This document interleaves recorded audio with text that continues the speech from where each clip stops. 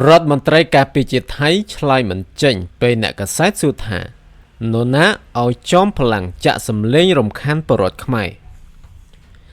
ថៃចាប់ផ្ដើមរុញដាក់គ្នាហើយក្រោយរងពាក្យរិះគន់យ៉ាងខ្លាំងជំវិញការចាក់សម្លេងខ្មោចរំខានដល់ពលរដ្ឋខ្មែរនៅឃុំអូប៊ីជន់សម្បីតរដ្ឋមន្ត្រីការពារជាតិណាត់ថាផុនណភនិតក៏ឆ្លើយមិនចេញដែរនៅពេលត្រូវអ្នកកាសែតសួរថាតើនរណាបើកភ្លើងបៃតងឲ្យបុគ្គលលេងបណ្ដាញសង្គមឈ្មោះកាន់ចំផល្លាំងទៅចាក់សម្លេងខ្មោចរំខានពលរដ្ឋខ្មែររដ្ឋមន្ត្រីរូបនេះឆ្លើយមិនចេញទេប៉ុន្តែបែរជាប្រាប់អ្នកកាសែតឲ្យទៅសួរមេភូមិភាគមួយទៅវិញក្រោយមកពេលអ្នកកាសែតបន្តសួរថាតើថៃនឹងខាត់ប្រយោជន៍ទេពេលកម្ពុជាដាក់ពាក្យបណ្ដឹងទៅអន្តរជាតិជំវិញករណីនេះ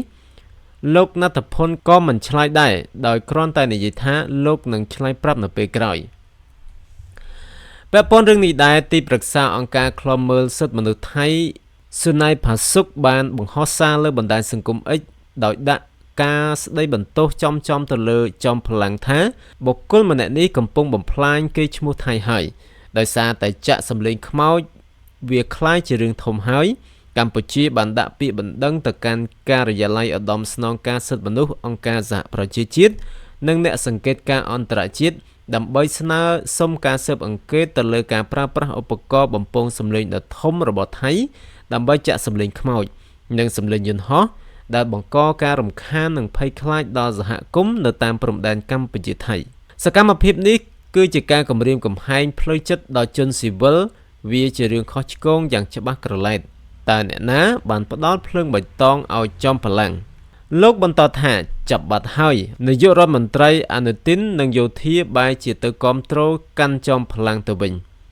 នេះប្រៀបដូចជាការបំផ្លាញកិច្ចខិតខំរបស់មន្ត្រីការទូតដែលពឹងលើការគោរពច្បាប់អន្តរជាតិដើម្បីធ្វើឲ្យថៃស្របច្បាប់និងប្រឆាំងកម្ពុជាលើបញ្ហាកន្លងមកទាំងអស់តាក់ទងចំនួនព្រំដែនជុំវិញរឿងនេះសមាជិកប្រសិទ្ធិថៃលោកស្រីអង្គខាណានីឡាផាជីតក៏បានស្នើដល់រដ្ឋាភិបាលទីក្រុងបាងកកត្រូវពិនិត្យលើករណីដែលបុគ្គលកាន់ចំផល្លាំងប្រើប្រាស់សម្លេងប្រឆាំងពលរដ្ឋខ្មែរក្នុងភូមិប្រៃច័ន្ទឃុំអូប៊ីជន់ស្រុកអូជ្រៅខេត្តបន្ទាយមានជ័យដែរលោកស្រីអង្គខាណានិយាយថា